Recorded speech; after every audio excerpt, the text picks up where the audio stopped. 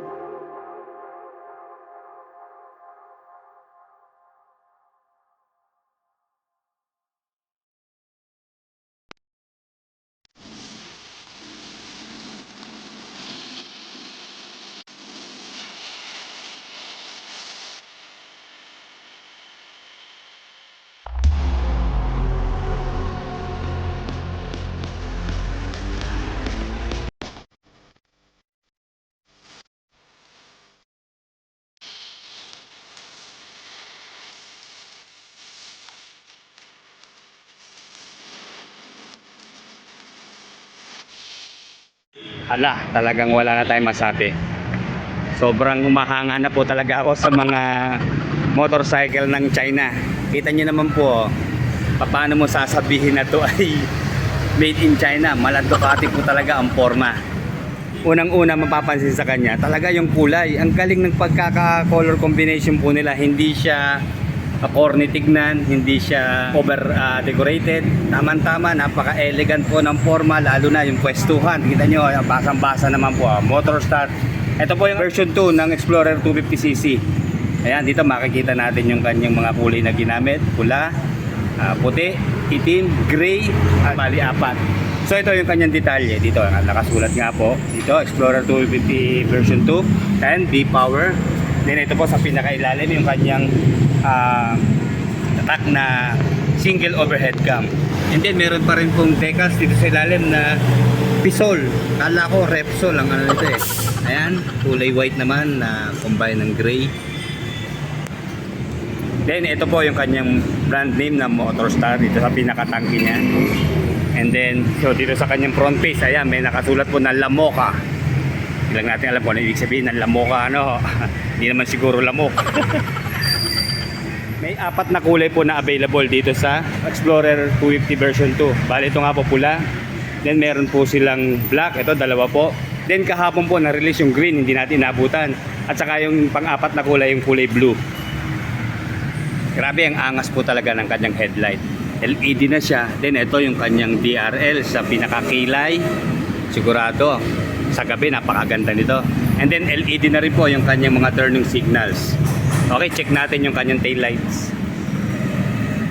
Oh, obviously LED na rin po siya. Ayan, kitang-kita naman po yung mga ilaw niya. Ayan, sa design ng kanyang tail light, talagang maangas, patusok po. Then dito sa kanyang turning signal, ayan, kita naman natin.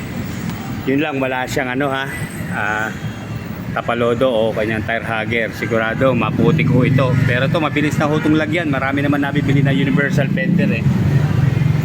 Then ito pa po sa isa kong napansin sa kanya. Akala ko pinaltan na ng tambucho, yung pala talagang ito po yung stock. Kaya sigurado napakaganda po ng tunog nito. Hindi lang natin alam kung anong klaseng model ito pong itong tambucho na to. Siguro pa-sound check tayo, baka sakaling mayroong battery naka-install o may gas.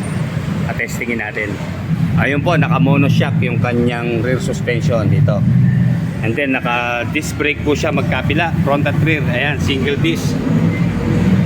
And then may sukat pong gulong dito sa likod na 140 by 70 by 17. Then ang malupit po dito, ayan, tubeless na po siya. And then Mag Sport naman po ang kanyang brand. So obviously, made in China po itong gulong na to. Pero subok ko na po sa paggamit ng mga gulong ng China, talagang makukunat na rin po. And then yung kanya naman pong mag wheels, ayan, bali glossy black ang kanyang kulay. Then yung gulong naman po niya dito sa harapan ay nasa 110 by 70 by 17. And then ang lupit ng kanyang single disc dito sa unahan, medyo malaki po at ang ganda po ng kanyang porte. Ayan. Then inverted fork po dito sa kanyang front suspension. Digital na po yung kanyang pinaka instrument panel. Okay, sana ma-check natin nga yung kanya battery para makita natin sana, kaya lang mukhang busy po sa loob eh. Ito yung kanya pong high beam, low beam dito sa kanyang mga buttons sa left side. And then meron na rin siyang passing light, ito itong kulay yellow. And then turning signals. And then yung kanyang horn. So ito, meron pa rin po siyang choke. Ayan. Then dito po sa kanan, kill switch, ito itong kulay pula sa ibabaw. Then meron na rin siyang hazard, ito po. And then switch po ng headlight, DRL at saka turn off. And then yung kanyang push button, electric starter. Ating ignition, nandito po sa pinakagitna. Okay, kaya pala talagang maangas ang design ito. Nakita ko po, designata in Italia, ibig sabihin design in Italy. Kaya talagang formang Ducati po talaga ang datingan nito. Okay, ito dahil sa parang bundok ang kanyang tangke. Nasa 16 liters po ang kanyang fuel tank capacity. And then ayon sa manufacturer's claim, nasa 30 to 35 kilometers per 1 liter ang kanyang fuel consumption. And then ito ang malupit po, nasa 135 kilometers per hour ang kanya naman pong top speed. So talagang malupit at mabilis. Pangkarera talaga itong sports bike na to. Then meron pong maximum power na 22 horsepower at 9,000 RPM. Itong ating Explorer 250 version 2. And then pagdating naman po sa kanyang torque, meron po itong 22.5 Newton meter at 7,000 RPM. Okay, sasakyan ko ha. At mukhang magiging komportable ang pwestuhan dito. Okay, nakaka-excite naman. Ayan, abot na abot natin yung paghakbang. Ayan o. Dahil sports bike nga po siya, talagang ang riding position po nito ay pasubsob. Pero dito po sa ating Explorer version 2, ayan, kita nyo naman po, tatanggalin ko yung side stand ha. Okay, ayan o. Tayo po ay 5'8", lapat na lapat ang ating paa.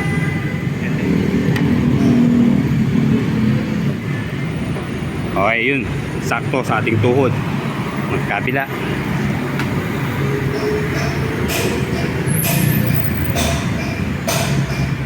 Okay, test muna natin yung kanyang preno. Malakas ang kapit talaga ng disc brake. And then yung kanyang suspension sa likod, i-bounce na nga natin. Ayos, sumasayaw, hindi masakit sa puwet, malambot.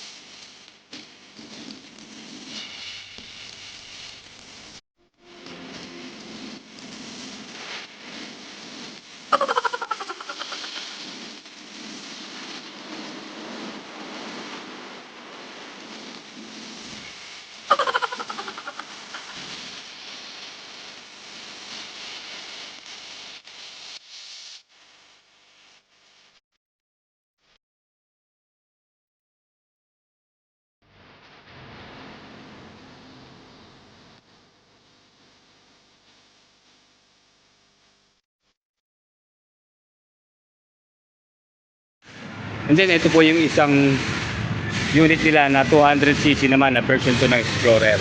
Ayan, siguro ito isusunod natin. Okay, nandito na rin lang tayo sa Motorstar. Price update po tayo sa kanilang Easy Ride 150N. Okay, ito po sa suggested retail price. Mukhang bumaba po, nasa 66,000 na lang po ang kanyang cash price. And then sa installment po, ayan, da-down tayo ng 21,600. And then ito po, may iksi lang yung kanilang term. Meron po dito zero interest po pag ang kinuha nyo po ay nasa 18 months o 12 months hanggang 6 months. Ito po yung kanilang mga monthly installment. Okay, ito meron na rin pong mababang down payment si Motorstar pero with 1 month advance po. Ayan, sa 3 taon ito 3396, sa 30 months 3744 at sa 24 months po 2 years 4267. Ayan, may rebate pa rin po pag sa office kayo nagbayad po 300, pag sa bangko naman ay 400 ang rebate. Okay, ito na, mas pinagawa po pero carb type pa rin po ha. Itong kanilang Easy Ride 150N. So yung available nga po dito itong black, matte black, and then yung glossy white. And then ito yung kanilang Easy Ride 150Q pero carb type pa rin po nung nandito dahil nga po ang presyo niya ito pa rin po 68,000. And then ito yung isa po nila na Easy Ride 150CL. Okay, bali glossy black at glossy red ang available po ngayon. Okay, para malaman po natin ang price nitong ating Explorer version 2, nandito po si Ma'am May. Tutulungan po niya tayo para malaman ang kanila pong ang liaison officer po ng ProBikes. Ma'am, good morning po. Magkano po ang cash price ng ating Explorer version 2? Bali sa Explorer po, ang cash po ay 79,000. 79,000 po. Yes, sir. Eh di ma'am, pag halimbawang sa installment naman po, magkano po ang down payment niya? Bali sa down payment, 27,900. 27. Wala po siya ma'am na lower down payment? Sa ngayon po kasi meron higher down payment, kaya advance nga lang po ng isang buwan. Okay. Pero kapag sa zero interest naman kasi sir, at 27.9. Okay. So hanggang 18 months lang po natin siya hulugan ng 3,317.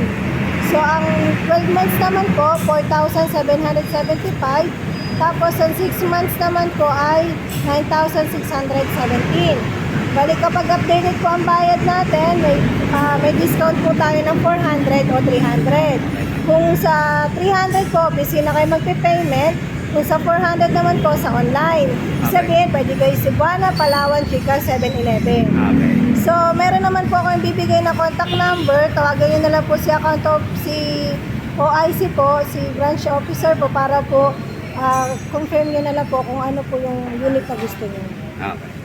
Ma'am, sa kukuha po ng installment, ano po ang requirements niya? Bali, sir, ang mga requirements po natin, kailangan po natin ng valid ID. Siyempre, kailangan natin ng driver license. Pero kung wala naman talaga, kailangan nyo to follow na lang. Pero need talaga natin ng driver license kasi yan po yung pinakakailangan ng sa motor. So, 2x2 picture po, barangay clearance cedula, original po ang ipapasa dito.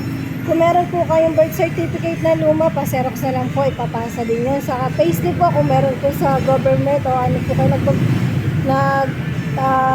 tatrabaho, kailangan din natin po. Billing statement, sir, Meralco bill o water bill lang po. Okay, ma'am. Sige ma'am, maraming salamat ha. At sana madami pang customer na dumating. Sige, salamat ma'am. Okay, igagawa po natin ng bukod na vlog yung kanyang sound check saka yung pag-activate kasi hindi po siya pwedeng lagyan ng battery sa ngayon at pwede lang po siyang lagyan pag meron na pong order o yung meron ng bibili. Kaya tayo po ay mag-aabang na lang ng mga ka-riders natin na magiging interesado at kukuha nitong Motorstar Explorer 250 version 2. Ayan, kung ang hanap ay maporma, pangkarera, sa murang halaga, eto na. Si Motorstar Explorer version 2. Okay, isa na namang motor ang inyong mapupusuan. Kaya hanggang dito na lamang po ulit. Hanggang sa muli, like, comment, and subscribe sa ating channel. Maraming salamat po.